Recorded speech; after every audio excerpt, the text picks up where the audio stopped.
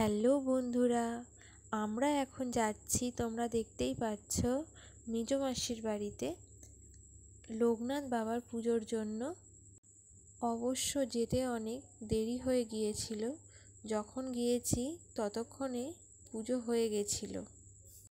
মাসির বাড়িতে এসে আমার পাপাই এখন নিজে নিজে খেলছে। পাপাই এখন হাসি খুশিতে আছে, একটুও কাঁদেনি।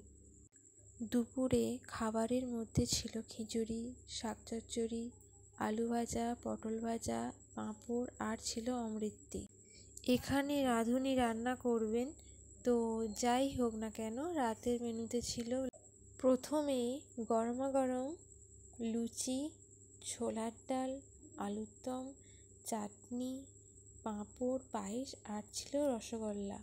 খাবারগুলো সত্যি খুব সুন্দর হয়েছিল। আবার অন্যদিকে তোমরা বুঝতেই পারছো, মনসা পুজোর আয়োজন করা হয়েছে, পুরোহিত মশাই এসে গেছেন।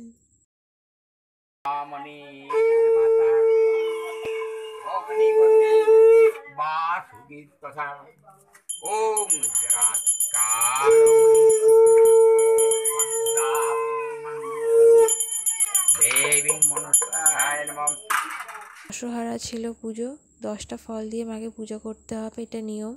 তো যাই হোক, ছোট করে ভিডিওটি শেয়ার করলাম।